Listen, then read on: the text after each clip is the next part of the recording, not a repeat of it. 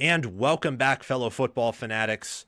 Kris Drew is joining us again after, I think it's been 2 weeks since you came on here, right? 2 weeks. Perfect. So, Kris Drew is joining us today, and we're going to be discussing a variety of things, not just week 13 predictions, because you already get that on my channel. You can already get that on his channel, but we'll be doing a little bit of back and forth in a variety of topics in the coaching carousel world, in the Big Ten world, and in the, of course, prognostication world well beyond week 13. So, the national title, the college football playoff situation, the rankings are coming out tonight at the time of this recording, Tuesday. So, how are you doing, Kris? Really good, man. Hanging in there. Obviously, I can't believe we're already past week 12. It's week 13. I love this sport. It means everything to me. And I just get really excited and kind of like to cherish the last couple weeks of the regular season. And I'm thrilled that we get a longer postseason, of course, now. So, no, I'm really good, Sam. How are you? I'm I'm fantastic, I Good. would say. It's the change of pace and the change of schedule and the fact that rivalry week is just around the corner is Yeah. really, really exciting. Really exciting.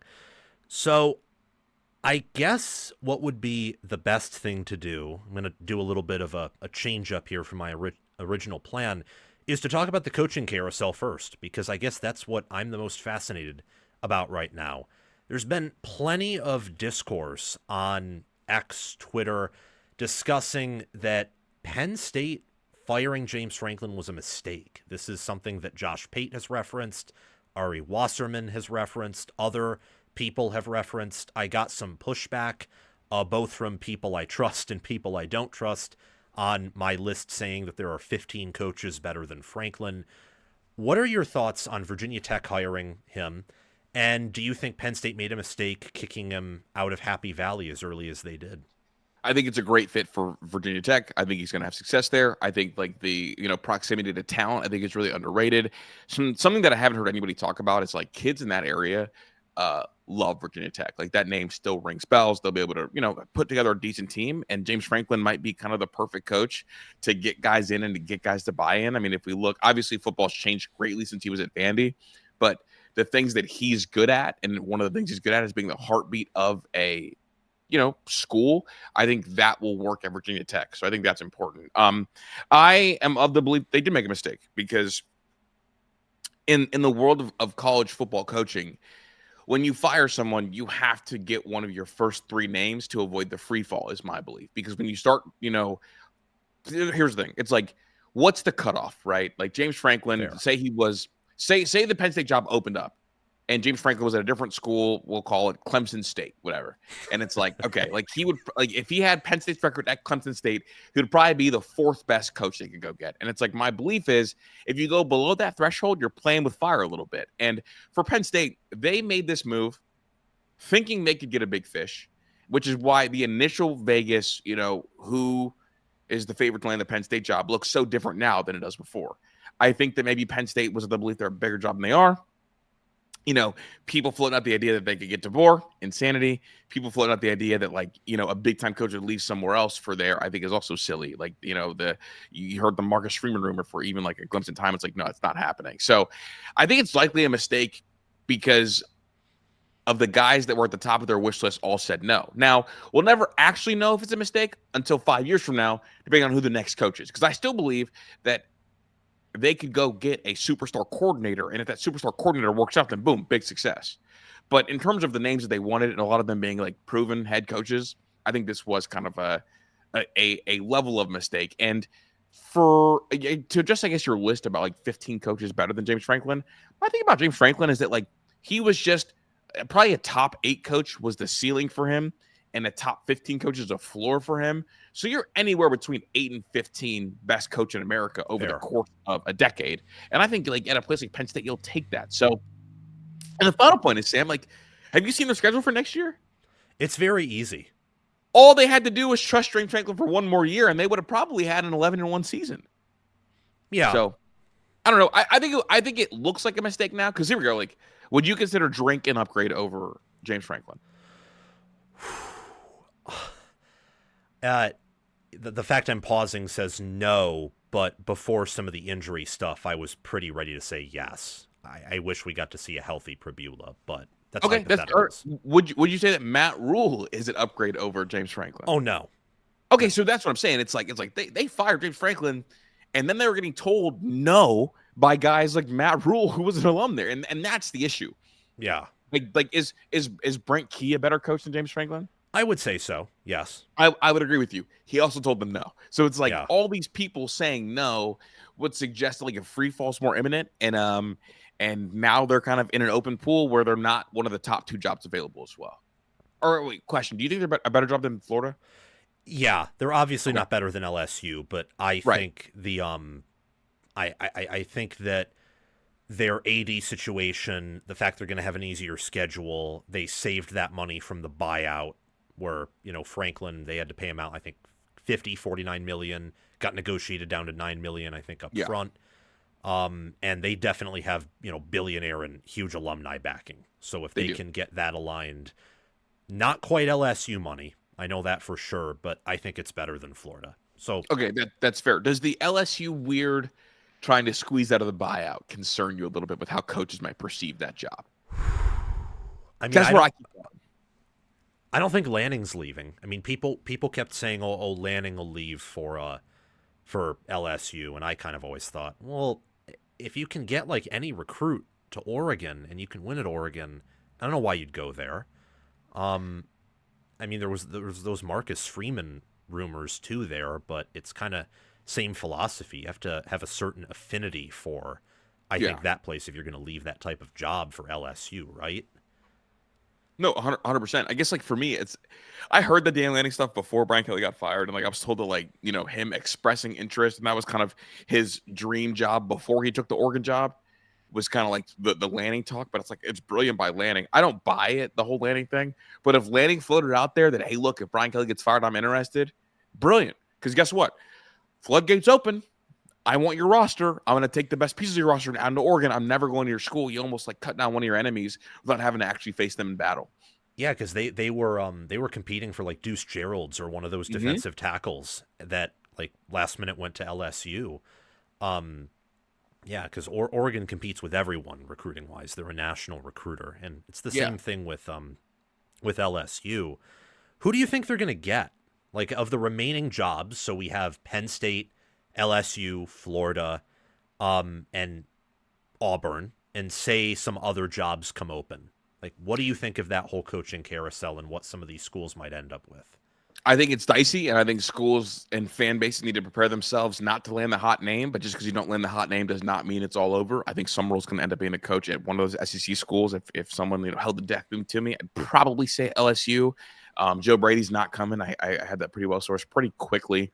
The other jobs, again, it's not going to be superstars. I mean, this is going to be the year of the coordinators because, look, head coaches do not want to leave and go somewhere else and kind of set a timer on their careers and their jobs. And the other part of it is the schools that benefit the very, very most from these firings happening are from good coaches on the B tier, but they're not going to want to take that leap because they've got the B tier there. And this is what I mean by that. Brett Bielema, Illinois, benefits from these schools greatly firing and the portal opening up. SIG benefits greatly, and he knows it, from schools firing and opening things up because they have continuity programs. And I think Vandy benefits greatly from the firings in these jobs opening up. That's a continuity program. Now they're going to get the top end guys from the schools? No, but they're going to get a lot of really solid players, older players to kind of inject into their program. Georgia Tech. Look, Brent Key could go to Penn State, sure. But if he built what James Franklin built at Penn State at Georgia Tech, guess what? Gets a statue. So Brent Key's going to benefit from all these jobs opening up. So I think like that, what we used to see was guys going from B tier jobs to A tier jobs. I think now the new coaching pivot is going to be A tier coordinators to AT jobs. And that's going to come in full force over the next 5 to 6 years. You're not going to see the B tier coaches kick up because they benefit from turnover and they benefit from a school being down like that. I mean, that's their chance to kind of seize or corner a market. So I think be prepared for a lot of the hot coordinators over the next 3 years to end up with A+ head coaching jobs. And we already saw kind of that trend start. Dan Lanning, Marcus Freeman, Ryan Day, like guys that have a little bit more of an edge to them. So get ready for that because like Dan's not going anywhere. Ryan's not going anywhere. And now we know Brett Key not going anywhere. We know Matt Rule not going anywhere. So the B-level coaches that are head coaches are not looking to kind of climb that ladder because they think with the level playing field, they can win where they're at. And I think that's an important thing for big fan bases to kind of keep noting. This channel will make you a college football expert and help you enjoy watching games and make more accurate predictions. So what are you waiting for? Like, subscribe, ring the notification bell, comment your thoughts, and watch the video all the way through so that you can get the full package. And check the description and pinned comment for more ways to help yourself and this channel. Yeah, it's the theory that with the new rules and with the fact that if you just have a few billionaires in your pocket, you can spend at the highest level and become a top 10 spender, and you used to not be able to do that, that now a lot of your B tier and even some previously like C tier programs can become A tier with the right alignment and with the right dominoes falling. Like case in point is Indiana. It's the ultimate case in point. It's unfair because that won't be replicated in a lot of instances, if ever, but people will want to think and believe that that can be replicated. For Penn State, circling back before we move to Franklin and then move on to some other Big Ten situations, which hot coordinators do you think would work at Penn State? I think Stein out of Oregon would work at Penn State. I think that Brian Hartline would probably work at Oregon. I mean, excuse me, not at Oregon, at Penn State, because the recruiting prowess, I think, is kind of ridiculous. And that's kind of where I would start personally. I also, this might not be popular, but like if you're Penn State, I'm trying to like if Glenn Schumann is the sword and the stone, go be King Arthur and pull him out and bring him up north. Yeah, I think kind of like. And I'm a believer that like X's and O's are awesome, but like what do you do for our culture? I think is the best injection you can get. And like if you want like a complete and utter culture shift and like turn to like we want to punch rocks kind of mentality, like why wouldn't you go try to replicate kind of someone who has been marinating in the Kirby Smart pool for a little while? Like I've said a lot of things about the Kirby Smart program. What I will never question or challenge is the physicality, the attitude, and the culture, because those three things are check, check, check. And if you want that, like I'm King Arthur, Glenn Schumann's the sword out of the rock. I'm pulling it out. Now I'm taking that sword to a gunfight, but I'm pulling out the sword for sure. That's like who I would be obsessed with if I was a place like Penn State, because I think it's important that you have a coordinator that is comfortable winning when you don't have elite skill guys outside, right? And like that is from that school of thought, and that makes your program's floor higher, and that's important for me. So that's just me. Obviously, it doesn't really get tied to that job a lot, but that's what I would be doing. I put it out in my video. I had Glenn Schumann as one of the coordinators because I think that he's been there long enough and coached well enough, recruited well enough. He's checked all the boxes to where whenever he wants to take that next level, I think that there would be a lot of upside there. And I think getting guys who knows what it looks like, that's the most important thing. I want someone who knows what it looks like. For Summerall, my big complaint about him is like, okay, like, yeah, he's great, like he knows how to win, but he does not know what it looks like to get to the top of the mountain. Yeah, that's the problem with a lot of these G5 guys going to P4 gigs. Is the expectations are way higher, and you'll find that out pretty quickly if you don't think that already. Like at Penn State, if they don't go 10-2 next year, people are going to be mad with like given the schedule. Super mad, heck yeah. And that's going to be that'll be a shock to some people. Some people think it's ridiculous, but it's just reality, whether it's ridiculous or not.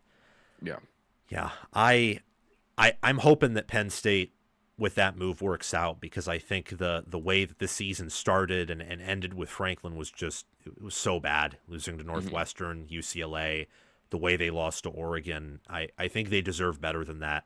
And I do think here's what I'll say.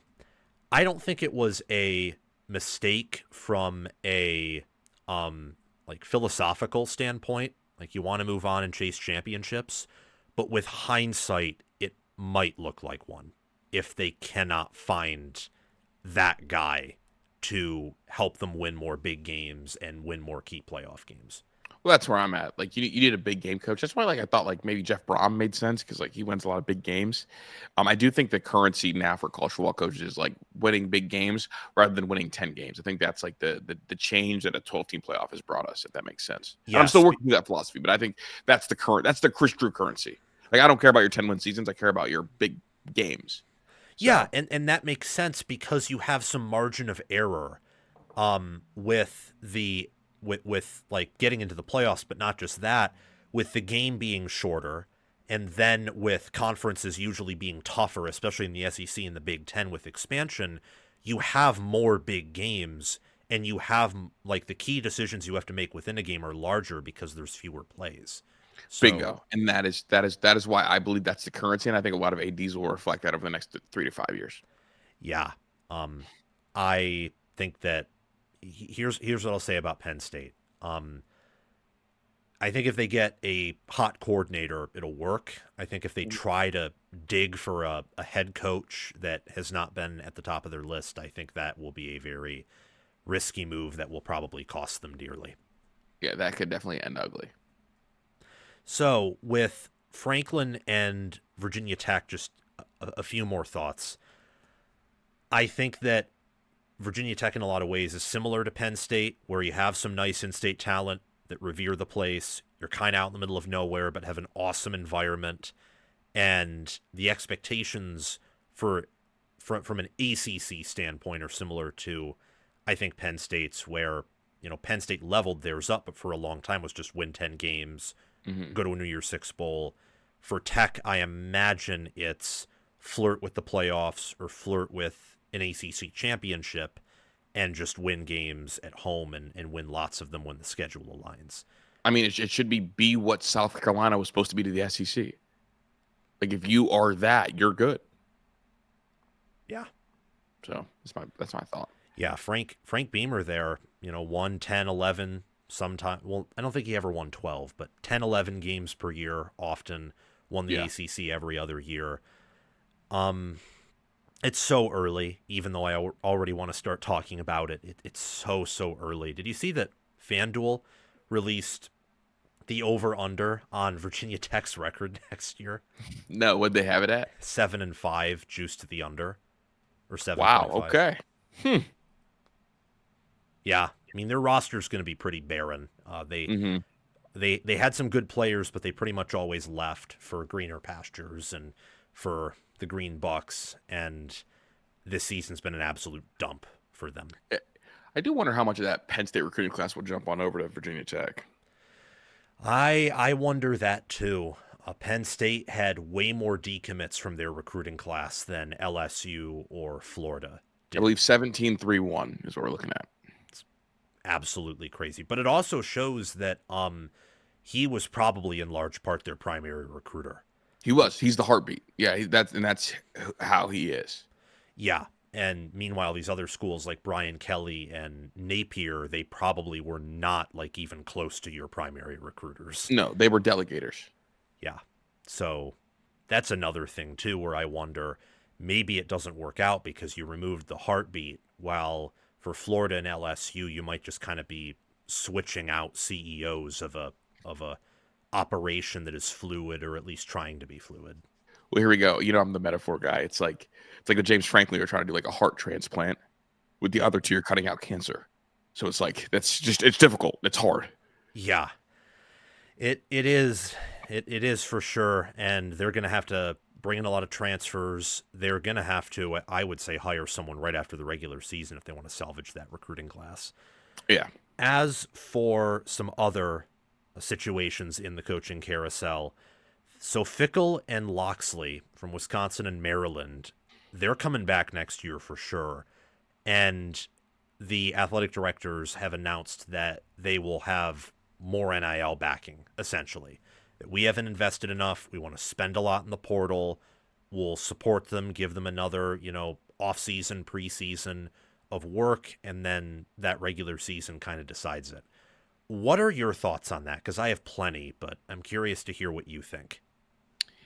It is instead of buying a new boat, let me take half the money it would cost to buy a new boat and put it into this boat and hope our pilot can get it going. Because look, that's what they're doing, Sam. Like, this is still like a ploy to save money. Okay, we think Luke Fickell is a good coach, at least good enough for us to hire him. Awesome. He's done a bad job so far. I think hiring Phil Longo should cost you your job, especially when it goes so anti-identity to what you've always been and what you've always done. But I'm not your AD. And your AD is like, okay, like, look, if we fire him, we got to pay the buyout because we just signed him to an extension. And then to make it attractive for a new coach, we're going to have to commit more NIL than we ever had to commit to Luke Fickell, because Luke Fickell came here and kind of didn't strong arm us, didn't force our hand because he wanted to be in the Big Ten. So I probably won't be able to get the same quality coach that Luke Fickell is, and I'll have to invest more in NIL for the new coach. So if I just take half of the money it would cost to fire him and invest it into the roster, I could get better return. That way, when I fire him down the road, can show the next coach, hey, look, we invested in our NIL. He's just not good enough, and I can put it solely on him. So that is what I think has happened at both schools. Do you think that both programs are dead right now? I think that Wisconsin is super duper dead. I think that Maryland can be revived. Yeah, that makes sense. The expectations play into that too, where Wisconsin genuinely was hoping to, I think, win or at least compete for Big Ten championships. That was never the language with Maryland and Locksley, and understandably so. And like, here we go. Like, there's really no lane for Wisconsin. Like, if you here we go. Like, if you're an O lineman from that area, which is how they've traditionally like been really, really good, the heartbeat, the O line. All these O line guys, they're now getting bigger bucks. And also, the best O line in your own state are going to go elsewhere: Michigan, Ohio State, Penn State, easily. Notre Dame. Like, Joe Rudolph just owns the area. Yeah, so it's like okay, like the things that were our heartbeat are no longer there. Like, at least with Maryland, like with Kevin Plank money, with more money, and Locksley's a G and kind of a legend in that area, he'll run into a couple spark plugs in the DMV, like he will. So that's just he has with like Zion Ely, or they had they have those two amazing edges who are true freshmen, like Sidney Stewart and Zahir Mathis, and then Washington was from the DMV area, and he's a star QB. Wisconsin just they don't have that, and they got no juice, dude, no juice at all. So yeah, like not only like are they dead, but the body's cold. That's not the case with Maryland. Yeah, I feel like bringing Fickell back, it's just if I'm going to predict them to not come out like dead and once again lose 8 or 9 games, even with a much easier schedule, I mean, they're going to have to make staff changes. They're going to have to like change the entire offensive roster. They're going to have to retain all of those wonderful defensive linemen and linebackers if they don't lose some of them to the draft or even the portal. It's going to be such a massive rebuild, and to do that in 1 year where, yes, your schedule's easier, but it's still not a cakewalk. It's not the ACC's easiest schedule. I kind of think it's capitulating a bit. And I also think that with some of those athletic directors too, you brought on Fickell. If you fire him and it's a total failure, does the school want you to make the next hire? Are they going to let you come back? No, they're not. And that's the other part of it. It's like, we got to get this right with Fickell. So like, I don't know what you need, but go take every 5th-year guy imaginable in this next year and just do the Northwestern thing. Every 4 years, we got a really old team. Let's see what these old guys can do. That is just it's so disgusting, because Wisconsin's always been this, blue collar, hard work ethic that no matter what comes their way, they're able to compete, and they're hard nosed, and they at least win 8 games. And now with schedules, you probably adjust that to 6 or 7. Yeah. Their ceiling was maybe 11-1, 12-0. You adjust that with the new schedules, that's probably 10-2. And they're so far removed from it. And even when I watched them play Indiana and Oregon and Michigan, and they were trying to fight, Michigan could,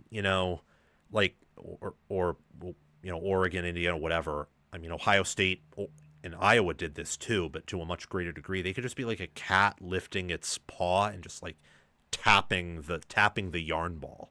Yeah, they're playing with their food. Like, it's like Wisconsin's the yarn ball. Like, yeah, And it's a bummer, dude, because I love Luke, man. I think Luke is awesome, and obviously, like, Luke comes from like the era of Ohio State football, but like I ended up like having to get drilled into my head and that I love. So it's like one of those weird things where like I hate it for Luke, but he made some decisions that I believe were calculated risks to present himself as the next potential coach for Ohio State. And one of those risks were, okay, like I don't want to be known as like the trestle ball guy. So let me go like show that I can modernize an offense, something I never had to do at Cincinnati. And then I do it with Phil Longo. And yeah. It's so stupid too, because in that sense, like Ohio State is almost the exception to the rule, or has been for really the past 3 years, with a lot of like offensive meta where they control you with the passing attack. And they've been able to do that because of Hartline and those receivers. No one else who's really tried that at a championship level, like, it hasn't worked. I mean, No, I mean the closest might be like the Bama years at a championship level, when they were kind of able to throw the ball all over the place. But I really just think like Luke Fickell like tried to modernize himself to like present himself as the next coach for Ohio State. When really, like what Fickell should have been trying to do is go as far to Kirby Smart, as far to Mike Vrabel as he could possibly go, and then go from there. So I look, the thing happens, man. When you try to be someone you're not, and when you like lead to that like side of things, when you fail, you almost don't know why you failed, because like you're not leaning on the things that like got you to where you were trying to get to. Like, yes. So it's true. It's true in work. It's true in football. It's true in this media space. So like, yeah, like don't do that, Luke. Let me down. So, lesson for everyone watching: within reason, don't be your sloppy, lazy self, but go in your lane, stay in it, and hone that while cleaning up your weaknesses. Don't try to totally pivot and go from south to north because you think that will just magically change things. Like, if you're walking away from the ditch, turning back and walking back into the ditch isn't going to do you any good. You got to just keep moving in that same direction if it's been working for you. Next topic, final portion of kind of coaching carousel, but more so drama, so this can be very brief.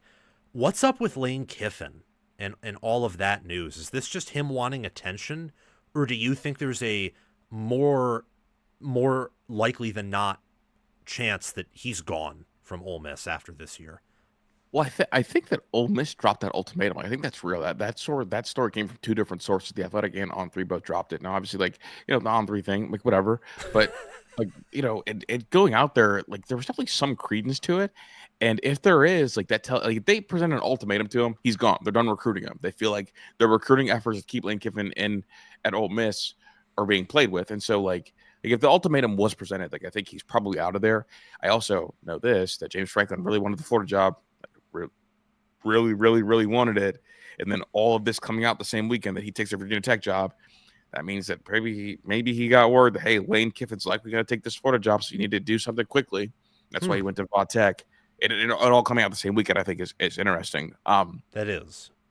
But, like, the whole, like, we're not going to let you coach in the playoffs if you don't let us know by the Egg Bowl if you're staying or leaving is the most insane tactic I've ever heard a university go for. Why is that? Why are they doing that, or why is it insane? Why is it insane? Well, think about it, dude. Like, if you make the playoffs, and you tell Lane Kiffin, we're not going to let you coach the postseason. What you've effectively done is angered your entire team, because Lane Kiffin's going to get up there and be like, look, guys, the admins are up here pressuring me to make a decision. I told them I don't want to make a decision until our season is over, and then I'll go from there. And all of a sudden, every player is on your side. Yeah. Oh. And yeah, like every player. It's like, look, and they're portal based, so they can all just leave. Bingo. Like, Ole Miss is making me make a decision about whether I want to be your guys' head coach right now, when I told them I'm trying to focus on this team winning a championship right now. And so they're telling me I can't coach you guys in the playoffs. But with that being said, I'm going to Florida. Who's coming? And then it's like, okay, the whole team will then. And then yeah, it's like the SpongeBob episode where like they take the entire restaurant and like and move it over. You're gonna drop it off. I mean, it's going to be like when the whole Oklahoma thing with oh my gosh, yeah, they picked up the program, dropped it off, California. But it's going to be even more so because Ole Miss is a portal-based team, not a cult-based team. So like we're talking about like the whole and also gets rid of the rebuild thing entirely. Yeah. Like I legit think you could see Trinidad Chambliss throw a touchdown pass in a playoff game, cut the lead down to 21, and he does the Gator chomp with the peace sign. Like, that's how real I think the angry they would be if they lose the playoffs and Lane Kiffin's not allowed to coach. Yeah. Yeah. Now that you painted the picture, I can see that. And the issue with Ole Miss is he is that program. So from a loyalty aspect, I understand wanting to like put your foot in the ground and draw the line in the sand, but at the same time you got to be realistic. Like, Ole Miss isn't, they wouldn't even be like a top third program in the Big Ten. Maybe not even top half. That is legitimately the best coach in program history. Yeah. And you're going to try to like run him off. Well, you're going to strong arm him when he's the heartbeat and he literally controls the messaging and the narrative to his own team. Because look, his team's now coming to him, hey, like they're telling you to make a decision, like right now, because it already leaked. It's like, well, yeah, they told me to, but I'm trying to focus on this team winning a championship. I don't want to think about that right now. I want to focus on you guys. They're like, oh yeah, he's right. Why is the admin doing this? And then it's like, well, they want me gone. They're not going to let me coach. I haven't made a decision yet. I was back and forth, but now I think I'm out. I'm likely going to Florida. I would love to see you guys over there. Then boom, you're going to get like 15, 20 transfers immediately over there. Oh yeah. I bet you it'll be more because that guy's the portal. I was going low conservative number, but it'll be high. And the coolest thing will be the Trinidad Chambliss versus DJ Lagway battle if Trinidad ends up going there, not Indiana. So I do think that's kind of in the cards too. So that would be phenomenal. That also I think would be a really good thing for college football, because not to hate on any Ole Miss people, although I don't think we even have a single Ole Miss subscriber. Well, we're close to 30,000, so I guess there could be one. Florida being better is a good thing for college football. Florida being better is preferable for the sport of football than Ole Miss being at their peak. I mean, it's better for Kris Drew. Like what does Kris Drew care about? I care about obviously like making content and like, engaging with fan bases. Guess what? Like, matters for me. Yeah, like it helps Florida audience. Like Florida getting going helps Kris Drew, and like outside of the Big Ten, like I'm still Kris Drew. I'm loyal to Kris Drew. So like, get him up out of here. Yeah, it's a big move, and big moves are always opportunities for people covering the sport, in addition to those inside of the actual sport playing it, to make big moves and waves. So, speaking of, I guess, a little bit of Kiffin, but just college football in general, what are the most impressive wins that you've watched this year? I would go with wins for Kiffin, or just across the sport? Just in general, across the sport. Maybe it's fresh in my mind, but the single most impressive one I think for me was the way that Georgia dominated Texas, in every phase of the game. And we saw kind of a level of juice from Kirby Smart that kind of like shell-shocked me a little bit. I think that is maybe the most impressive win of the season, given that I thought that Georgia was like in line for a kind of fall off, but Mike Bobo kind of transforming a little bit and being able to be hyper efficient with Gunnar Stockton, and also like allowing Gunnar Stockton to use his full toolbox. And then also like the stuff from special teams. I think that was the single best win for me in terms of like watch the first drive, like, oh my God. And it's Texas off a bye week too. And Sark's off my scoring points. So that's the single most impressive win in terms of like overall dominance. And like that, like Georgia, a Georgia A game and an Ohio State A game is a 3-point game heading into the final 3 minutes of the game. And I think that is why I'm most impressed with that one, because I think like an Ohio State A game versus anybody else's A game that I've seen this year is, a 1 to 2 score game, maybe other than Indiana. So I would say that's the most impressive win. Maybe if I'm like talking about the second most impressive win, I'd probably go Indiana at Oregon. I think that was an exceptional win on the road. And the way that game flow went for Mendoza to throw the pick six, and then Sig to go over to him and be like, hey, are you having fun yet? And then go put it at the game winning drive. Like that's really big time. And then the USC win over Michigan, I thought was pure domination. The way that Lincoln Riley went to his third or fourth running back, who was a walk-on at the time, and had him go absolutely berserk. And the way the interior that USC line blocked, and also some of the unique offensive stuff they've done as they've kind of perfected like the perfect Lincoln Riley version of an RPO offense. So those are my three, like, whoa, I love that wins across the sport. Excellent. Do you think that Kiffin's over Oklahoma is up there? Yeah, that maybe just missed the cut for me, and it probably should have been elevated a little bit because, Oklahoma had the win over the weekend against Alabama. I guess, like, I feel like those other games, the USC game had, like, the physical domination element that isn't always there with Ole Miss, but it was there definitely for, I think, 3 and 4 were the separation quarters. But that win is up there as well for me. Definitely a top 5 win of the season. Yeah, I thought very back and forth about it, because I think there's a clear top 2, those being Indiana over Oregon and Georgia over Texas. I don't quite know where I'm at, but I guess I leaned with Indiana over Oregon given the travel, the on paper talent difference, and the fact that now that we have a 10-game sample size of everyone, and Texas is just failing to put things together, I do think that Oregon is not like several tiers above Texas, but they're a tier above Texas. I think there's several tiers above Texas. Okay, then I'll go with that. I was being conservative there. No. I think Oregon's the 3rd best team in college football. So yeah, I have them 4th. Maybe I don't. Maybe I think Georgia's better. I think I'm splitting hairs between them and Georgia. I would say that based on coaching and like most impressive win, like what we've seen from the top, I would probably lean Georgia there. See, I think we're pretty close. I think I have my separator is quarterback NFL play. Like, can you take over a game in a spurt?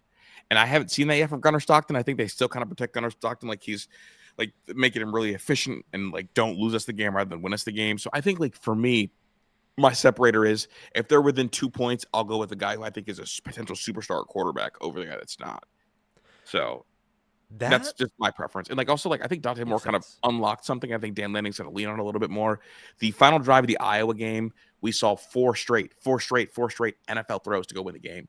And then against, Minnesota over the weekend, they made Minnesota look like a terrible team.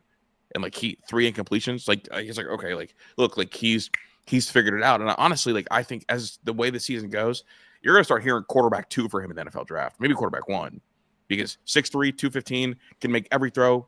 Athlete, but keeps his eyes on the field. Like you're going to see him take over a lot of games down the stretch. So that is why it's like when they're close, Sam, give me the guy who's going to be an NFL quarterback, and so that's what I'll do. And maybe that's incorrect because like obviously like we saw like Georgia with Stetson Bennett was better than Ohio State with C.J. Stroud, and so maybe that's like an incorrect thing. But Georgia I think was better. But also a big part of that was that Ohio State with Stroud never had a top 10 defense, and Georgia. Yeah, that's the other part. Maybe they weren't close, and Stroud made them closer than he should have made them. Yeah. It's there's so many angles to potentially take, and I guess that's a perfect segue into my tier list that we were talking about behind the scenes, and then a specific rating that I have for a team. So that specific rating really made a good portion of my subscribers pretty angry. It was after that win over Texas, I took Georgia, who I already had about like, I think 5th or 6th, and I slid them several spots up all the way up to number 1, thinking that them and Indiana in the big games have shown me the most, but Indiana's banged up, and I have to take that into account because that's just what reality is. Georgia, and really everyone at this point to a certain degree is, but for Georgia to play their best game of the year in their most recent game, 10 games in, I think is really impressive. So really do you think I'm insane for like not ranking from a strength of record because they have a loss and there's undefeated teams, but from a power ratings angle, do you think I'm absolutely insane and on drugs for having them won or considering it? I mean, not the hard drugs. Maybe some drugs, not the crazy hard ones to you there. I still think Ohio State won, and I still have Indiana 2, just because like this version of Georgia that we've seen like kind of their best moment in a flash. Like we've seen Indiana's best stuff over and over and over again. But I would hear you about 3 and potentially 2, but I'm pretty locked on Ohio State 1 in my power ratings. But no, like Sam, look, like you just drew an abstract picture. You're telling me to look at it like, and do you see a cat? It's like, yeah, like I can see a cat there. Like would I say it was a cat? No, but I see the cat there. Yes. That makes sense. Yeah. It was mainly that win. And I was just shocked at how they were able to pass the football that effectively on Texas. I didn't know what it looked like. It looked like when they beat Oregon and that, like, that game years ago. Oh, yes. I was like, oh my God, they're playing a different sport right now. Like, that's what it looked like physically. It's like, oh, Georgia players are on steroids. It's like that's grown men versus high school is what it looked like physically, and then paired with the efficiency of Gunnar Stockton. So yeah, no, yeah. Yeah, and then the onside kick after the touchdown drive, and then going on another touchdown drive, and keeping that Texas defense on the field for 12 minutes was perfect. It was perfect game management. And as for the other teams in there, in Tier 1, I'll call it Tier 1A, because I think there are more teams that can win it all this year than in prior years. On top of Georgia, obviously, I have Ohio State and Indiana. Those, I think, are top 3. I think that, like, Indiana's ceiling is... I wish I could totally dismiss the BCR thing, but I think it's shown itself in a few games with the injuries. I will say that I think a healthy Indiana, with how it's been battle-tested and with how it looked against Oregon, there is a different edge to them than other teams, but I can't quite measure it or describe it. So I go with Georgia and Ohio State having that ceiling. But there's just something different about Indiana, as would be expected with how they've been able to succeed with that roster. In Tier 1B, kind of on its own, I have Oregon. Okay. Where would you peg Oregon? I know you said 3rd, 4th best. I mean, what do you think about them right now? I have them in Tier 1A. It's hard, though, because they don't have the big-time win. It's understandable. Right? Like, it's like, all right, who here can drive? Well, he's got his temps, but he drives a motorcycle, so he can't. So he drives alone, but it's still just his temps because it's a motorcycle. Is the kind of the group I have Oregon in. I think they're Tier 1A just because, like, put them on a football field. I think honestly, like, they beat everybody except for number 1, number 2, and that's kind of my stance. But obviously, like, it's going to get tested this week. I think USC is really good, by the way. I do too. Top 10 when healthy.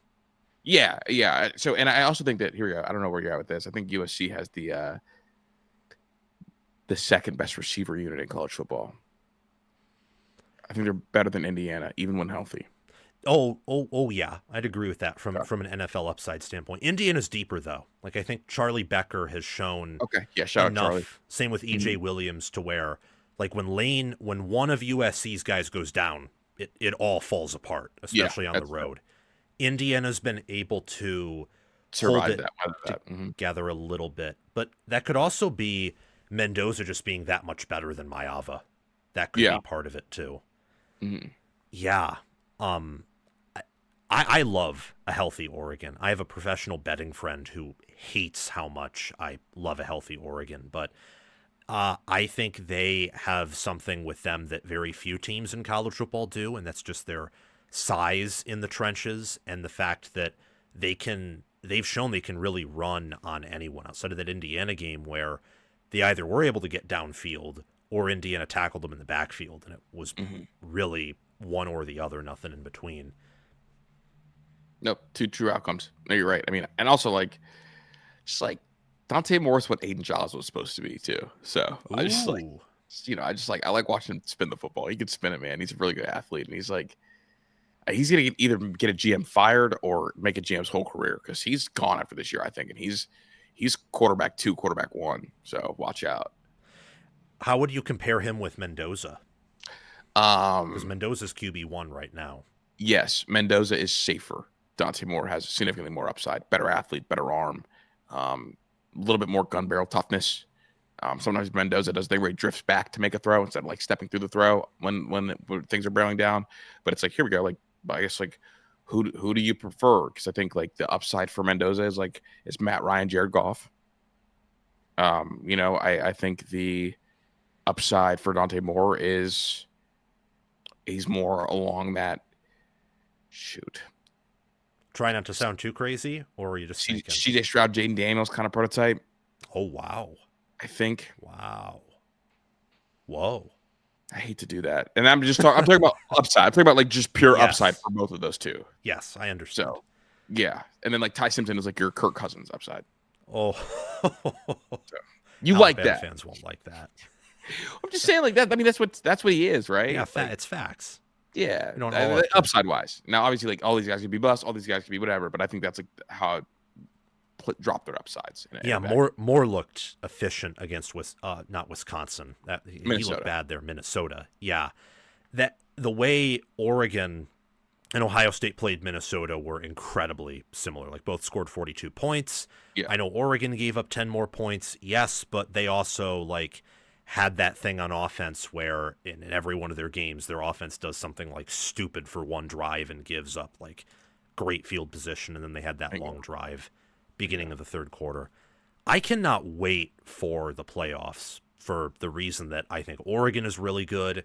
Ohio State obviously is. Indiana is. I think Georgia's like leveling up pretty rapidly. And then you have Texas Tech and Notre Dame and now I'm blank. Oh, Alabama. Even though Alabama lost to Oklahoma, they outgained them. If they played it safer with turnovers, they probably win. I think those three teams on top of the four we talked about can win it all. Would you add or subtract anyone to that list?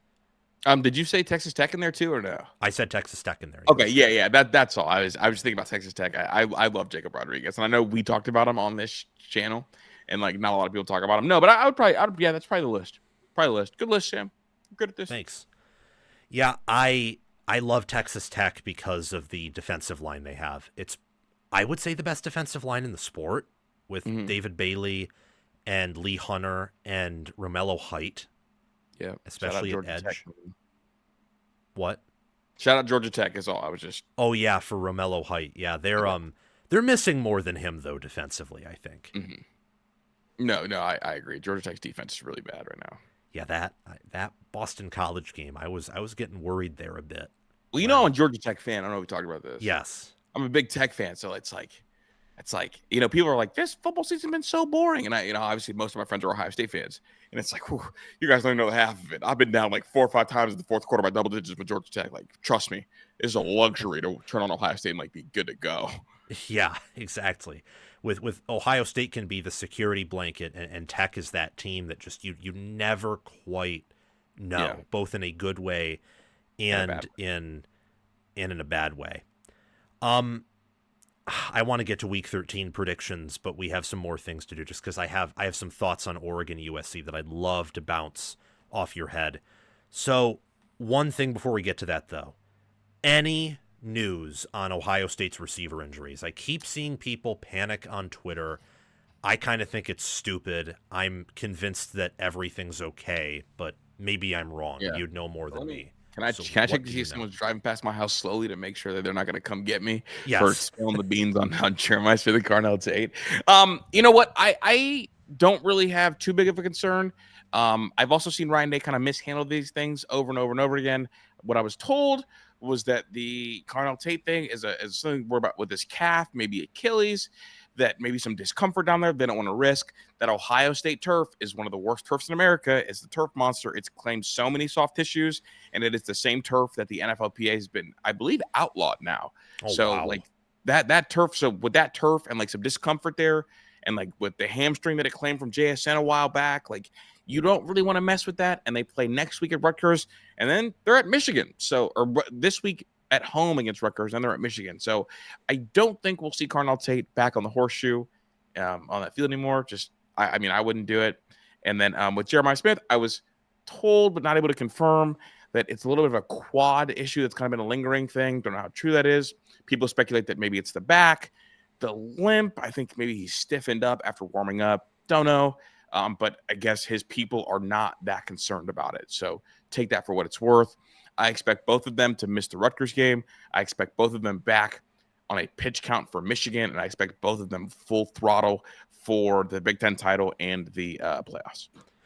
Well, that sounds like good news. That's good. And fingers crossed, because you never know. Like Ohio State injuries is like SEAL Team 6, man. You never find anything out. So, like even me saying this out loud, I'm expecting like Jerry Emick to like crash through my window and snatch me away.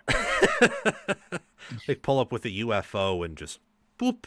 Yeah, man. But look, as long as they don't hit you with one of those flash pen things, we'll be good. Shout out Men in Black. Oh, yes.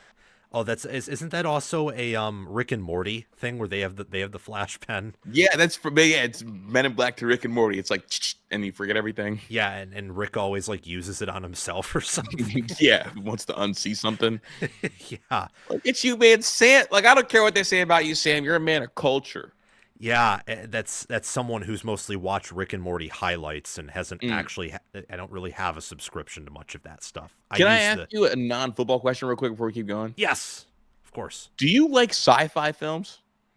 Yeah, I would Okay. say so. I don't Okay, watch a lot. I'm just curious. but I like I've it. been on an alien kick recently. I'll have to check Sci-fi that horror. out. Yeah, that's all. What is your favorite sci-fi movie or series? Probably Prometheus.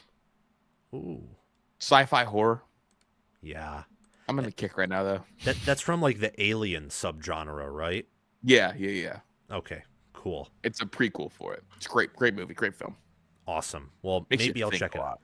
Yeah, no, don't check it out till after the season. We'll talk after the season about it. For week 13 predictions.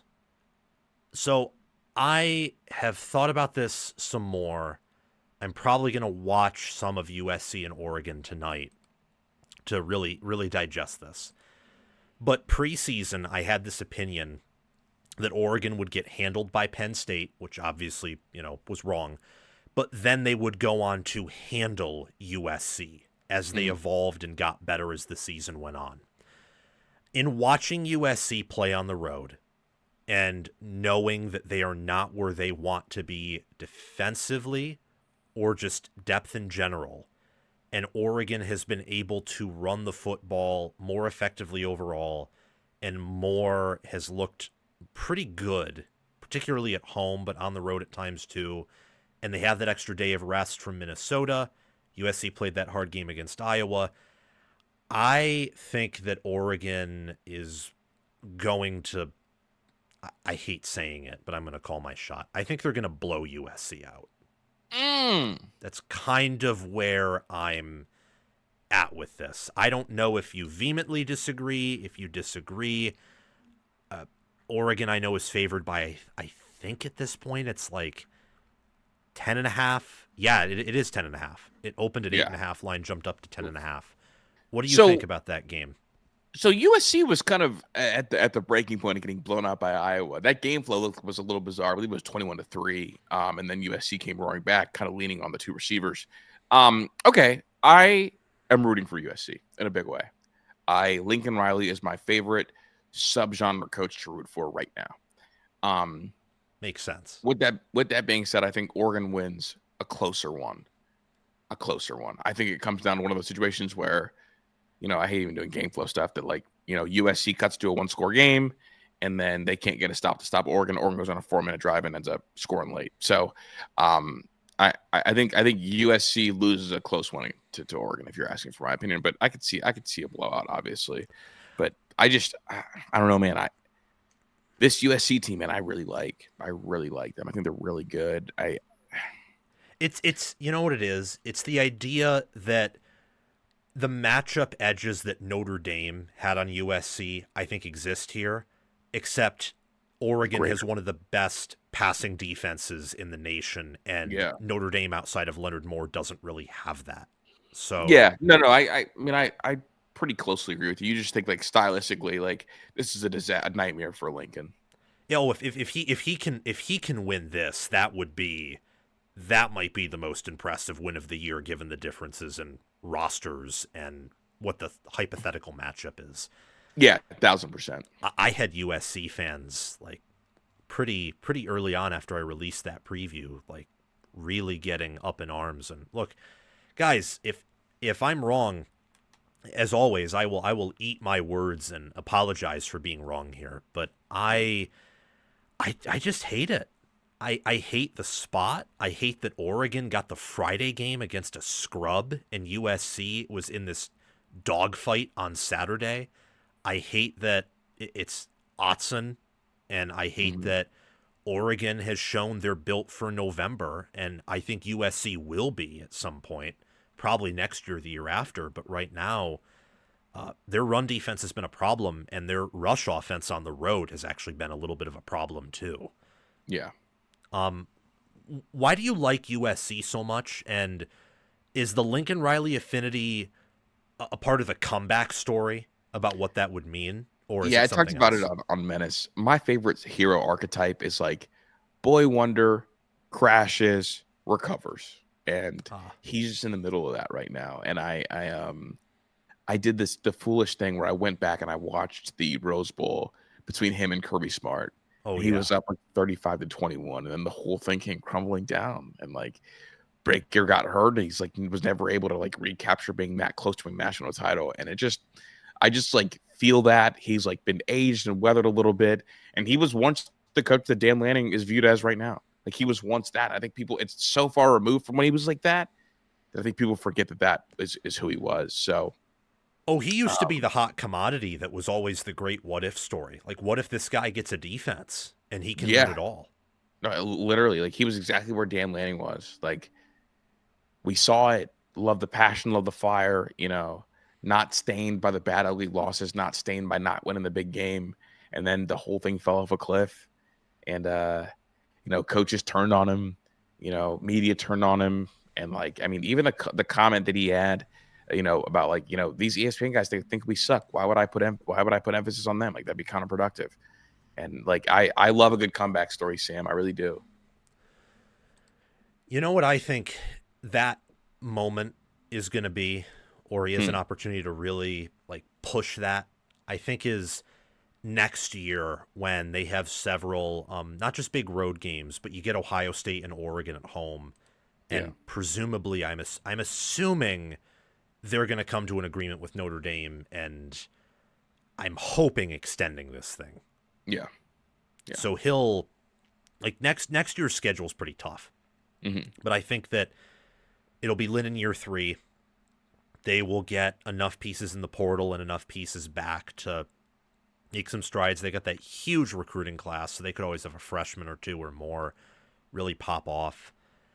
Don't you think it's already it hasn't been fulfilled yet? The prodigal son hasn't come home, but they've already won 8 games. They're power rated way higher than they were last year.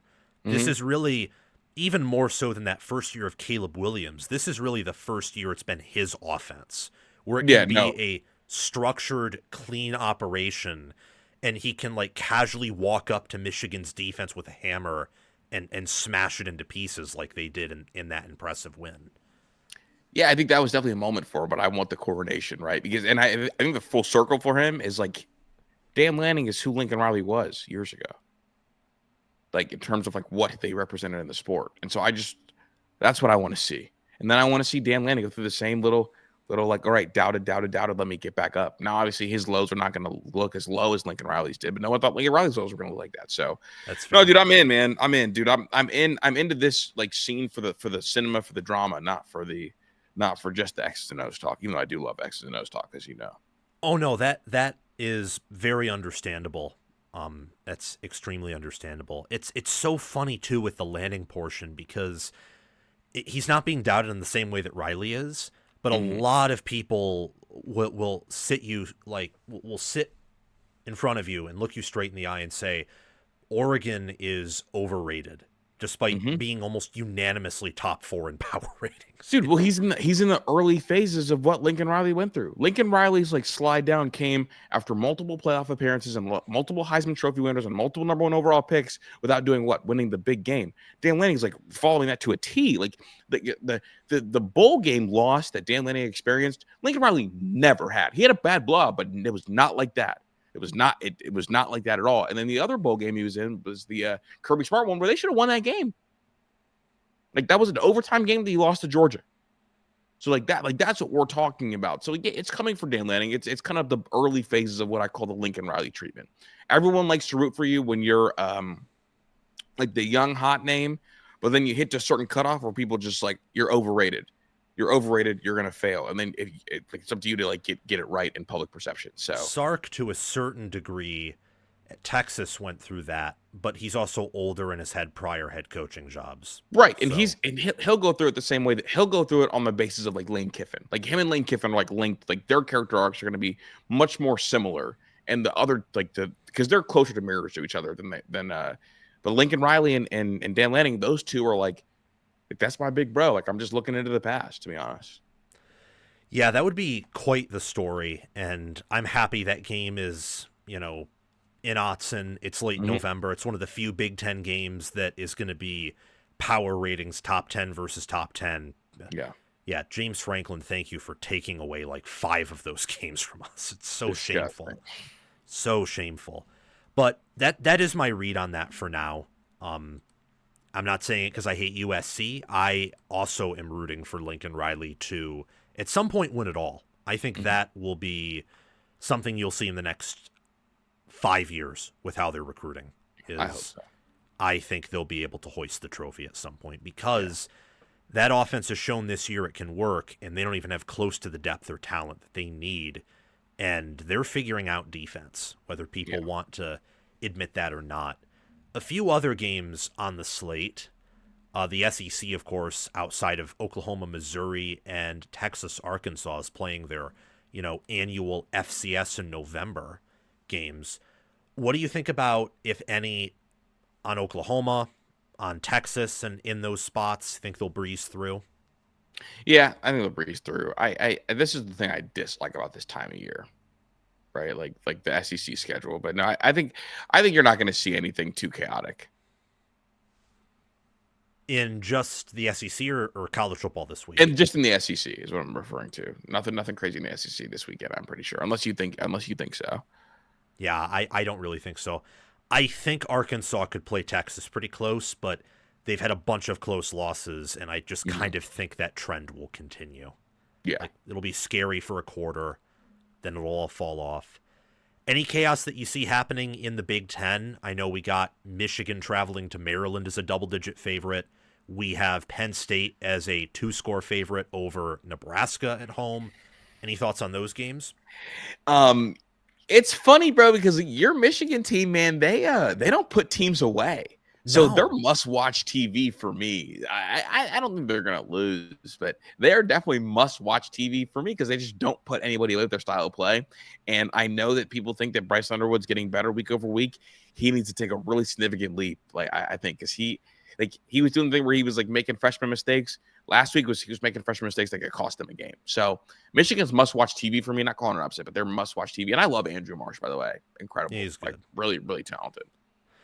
Yeah, I correspond with DG on Twitter, and he made a good point that Michigan shouldn't be favored by like double digits over a Power 4 team on the road. And that's something I'm in agreement with. I mean, Michigan and USC are similar in the sense that, like, when they play on the road versus when they're at home, it's kind of two different types of teams. I know Michigan had that Purdue game. I'm very well aware of that, but they also had a performance against Washington and ones against Wisconsin where, had things gone differently, they would have been blowouts. If things go differently in many of their road games, they're either worse defeats or you lose to a Northwestern team that you outgained in success rate by such a wide margin you had no business winning by 2 points. It was such a bizarre watch, Sam. Like, just a bizarre watch. Sharon Moore going for it, shotgun 4th and 1, bobbled the snap. It was so bad. Dude, it's just bizarro, man. I don't really know how to even like quantify what I'm watching when I watch them. What will be your reaction? Not calling it. If this team like beats Ohio State, what's your reaction going to be? Sam, dude. I don't know. Dude, here's the thing. Like, I've been on Minutes of Sports and I've been covering Ohio State for a while now. And since I've moved over from like antenna radio to just internet stuff, I have not seen Ohio State beat Michigan. It hasn't happened a single time. That's crazy. And so, like, I'd be devastated again. I'm just waiting, dude, because, like, you know me. Like, I'm an entertainer. Like, I want to get on a microphone and entertain, not be angry that my team lost again.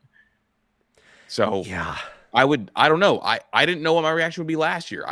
I was too angry to cry, if that's what you're wondering. This year, I probably just couldn't help but laugh, but, like, angry laugh. And then I'd probably, like, paint my face like the Joker and then Google how to get to Gotham City and then go from there.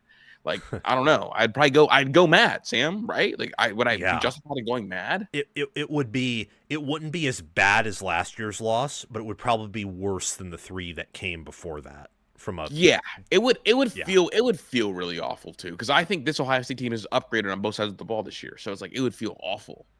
Yeah, it would be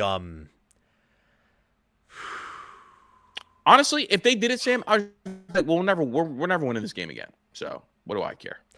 yeah, that's fair. I mean, I can look at it and say that like eventually Ohio State's going to win just from a history and talent based perspective, but it'll be so hard to feel confident again. Yeah, Really. agreed. I mean, Michigan Michigan has just been so unable to put teams away, and they've made so many mistakes, and they're more talented from a college angle. From a NFL angle, I wouldn't say so, but from like a college power rating angle, they're better than last year. It would honestly be a big narrative shatterer if Michigan were to win, because then with how Ohio State's schedule has been, if Michigan wins that game and Texas, say, like loses another game, basically the biggest game on the schedule from a like quality of team angle was a loss. Yeah. Unlike last year where you dominated Penn State on the road, just only didn't win by more because of the turnovers, and you dominated Indiana, and you played Oregon really competitively.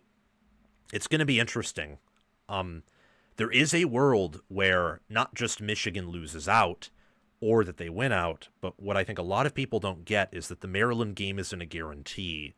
And there is that like weird world where both Michigan and Ohio State fans are angry because Michigan beats Ohio State, but they do it coming off of a loss to Mike Locksley on the road because they just keep doing these dumb things. It would suck. No, everybody would be mad if that happened. Yes, is the answer. Yes, is the answer. That also would be the SEC's dream scenario because it would make the Big Ten look absolutely horrible.